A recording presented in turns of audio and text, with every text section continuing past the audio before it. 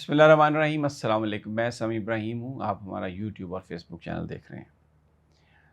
آنے والا ہفتہ ملکی سیاست کے لیے بہت اہم ہے۔ اس میں جو سنی اتحاد کونسل کو ریزرو سیٹس ہیں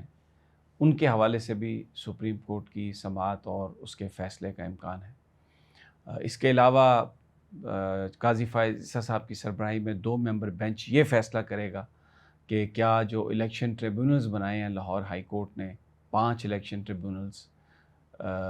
وہ قانون کے مطابق ہیں یا قانون کے خلاف ہیں، کیونکہ الیکشن کمیشن نے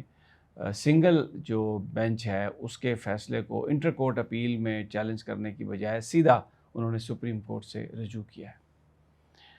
اور پھر اس کے ساتھ ساتھ یہ چیزیں بہت اہم اس لیے ہیں کہ ایک آئینی پیکج کی بات کی جا رہی ہے جس میں ججز کی مدت ملازمت بڑھانے کی بات ہو رہی ہے،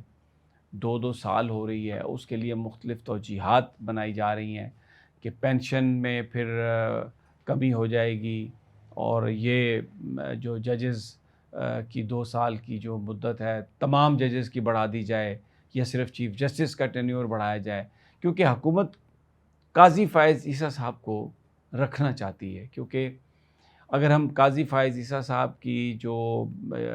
بطور چیف جسٹس جو کارکردگی ہے اس پر ہم نظر ڈالیں تو دیکھیں اس سارے ٹائم میں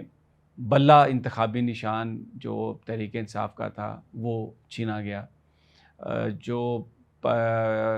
انٹرا پارٹی الیکشنز تھے وہ نہیں مانے گئے، پھر جو الیکشن کمیشن نے جو D R Os R Os جو ایڈمنسٹریشن کے آدمی رکھے تھے اس کو قاضی فائز عیسیٰ صاحب نے اوکے کیا۔ پاکستان کے بھر میں پی ٹی آئی کے ورکرز کو گرفتار کیا گیا، ان کو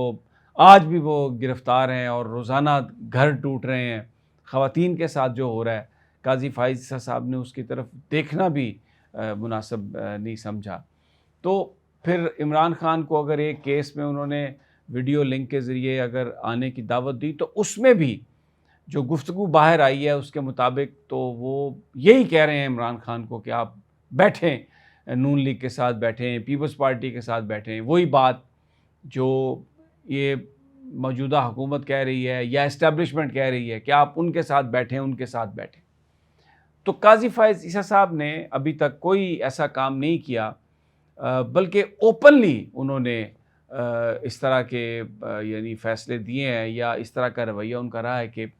پی ٹی آئی کو اس کا کوئی بینیفٹ نہیں ملا۔ اس کی بینیفیشری جو ہیں، آپ دیکھیں مقدمہ کوئی اور تھا لیکن نواز شریف صاحب کی جو تاحیات نااہلی کا کیس ہے اس کو ختم کیا انہوں نے۔ پھر پریکٹس اینڈ پروسیجر ایکٹ جو ہے وہ آئین میں ترمیم کے ذریعے ہونا چاہیے تھا، لیکن انہوں نے آرڈنری لیجسلیشن کے ساتھ کیا، اس کو ججز کو اپنے ساتھ ملایا رکھا، اور جو میں کہنا چاہ رہا ہوں انہوں نے کام کیا اس کا جو بینیفٹ ہے وہ حکومت کو ملا ہے۔ ہیومن رائٹس کی جو درخواستیں ہیں وہ پڑی ہوئی ہیں فارم 45 47 کے حوالے سے سپریم کورٹ کے پاس، ان کی انہوں نے سماعت بھی کی۔ پھر آپ دیکھیں جب وہ چیف جسٹس نہیں تھے تو فوجی عدالتوں کے خلاف انہوں نے فیصلہ دیا، اور جب چیف جسٹس بن گئے تو ایک ایسا بینچ بنایا جس میں سینئر جج نہیں تھے، اور اس کے بعد پورا 1 سال ہو گیا جو فوجی عدالتوں کے قیام کا مسئلہ ہے اس پہ جو رویہ اپنایا ہے جناب قاضی فائز عیسیٰ صاحب نے، اور پھر اس کے بعد بالکل کھل کر انہوں نے بار بار وہ یہ بات کہتے ہیں کہ جناب میرے زمانے میں کوئی مداخلت نہیں ہو رہی، کوئی ایگزیکٹو ججز پر دباؤ نہیں ڈال رہی، کوئی ایجنسیز دباؤ نہیں ڈال رہی، تو مجھ سے پہلے کی جو باتیں ہیں وہ ہوں گی۔ اور وہ جو 6 ججز نے جو خط لکھا سپریم کورٹ کے اور یعنی سپریم جوڈیشل کونسل کے ہیڈ کو، اس کے ساتھ جس طریقے سے ہوا، جو کچھ بھی کیا جا رہا ہے، پھر جو توہین عدالت کے جو معاملات تھے، تو بالکل ایک بظاہر میں اپنی اوپینین دے رہا ہوں، مجھے ایسا لگتا ہے کہ جو کچھ بھی ہو رہا ہے سپریم کورٹ سے جو بھی فیصلے آ رہے ہیں آئین اور قانون کے مطابق آ رہے ہوں گے، لیکن اس کا جو بینیفیشری ہے وہ نظام ہے، وہ سسٹم ہے، حکومت ہے، اور عمران خان صاحب کی جماعت جو ہے پی ٹی آئی، اس کو کسی طرح سے بھی کوئی وہ نہیں ملا اس کو۔ اب اگر تو سنی اتحاد کونسل کو سیٹیں نہیں ملتی اور وہ مخصوص نشستیں جو ہیں وہ مل جاتی ہیں حکومت کو، یہ ہفتہ آنے والا بہت اہم ہے، یہ پاکستان کا مستقبل ڈٹرمن کر دے گا، تو اس میں پھر حکومت کے پاس جو آئینی ترامیم ہے وہ پیکج جس میں وہ چیف جسٹس کی مدت ملازمت بڑھانا چاہتے ہیں قاضی فائز عیسیٰ صاحب کو رکھنے کے لیے، اور اس کے علاوہ روٹیشن پالیسی پہ بھی آنا چاہتے ہیں کہ مختلف جو ہائی کورٹس کے ججز ہیں ان کو کسی بھی ہائی کورٹس میں تعینات کیا جائے، اور چیف جسٹس کو اس بات کا اختیار ہوگا کہ وہ جس کو چاہیں، تو اس طرح اس کا مقصد مبینہ طور پر اسلام آباد کے جو 6 ججز ہیں جنہوں نے خط لکھا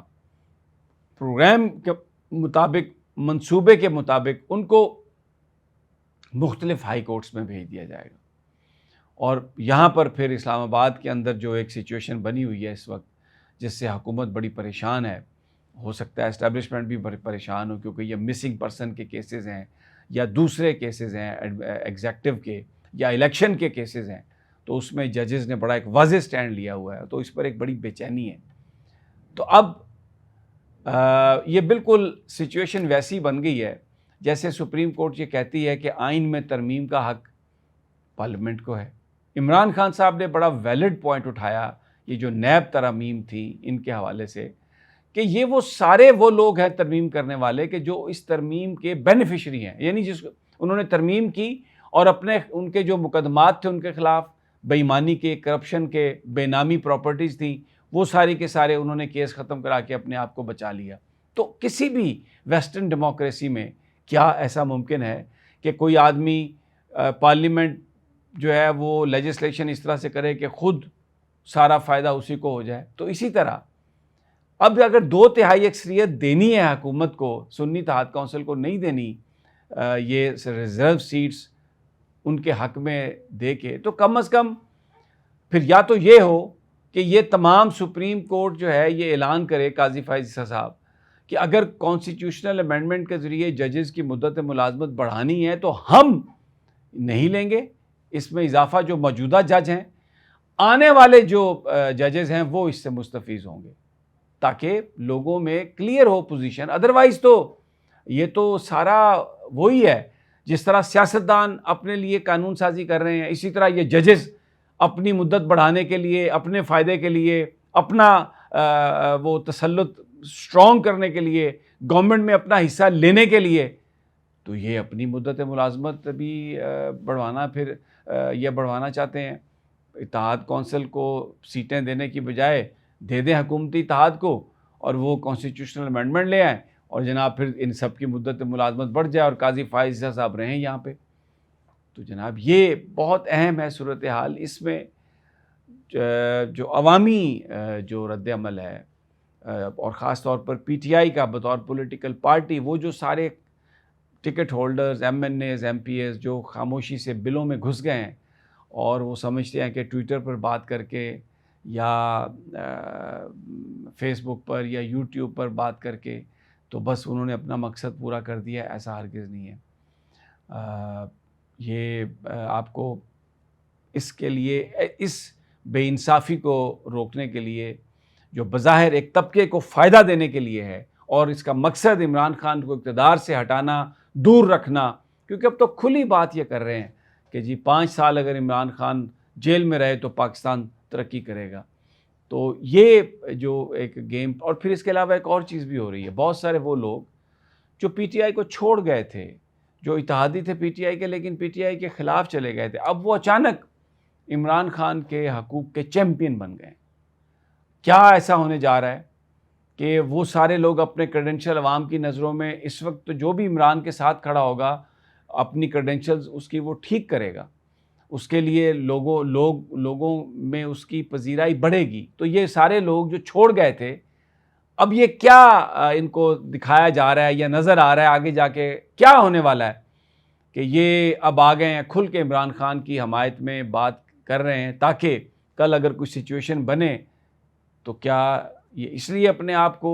تیار کر رہے ہیں کہ پھر یہ کہہ سکیں کہ دیکھیں جی ہم تو عمران خان کے ساتھ تھے، ہم تو عمران خان کے سپاہی تھے، اور اب ہم عمران خان کا علم لے کے آگے چل رہے ہیں۔ عجیب صورتحال ہے، but this is what is the situation. اجازت دیجیے اگلی ویڈیو تک، اللہ نے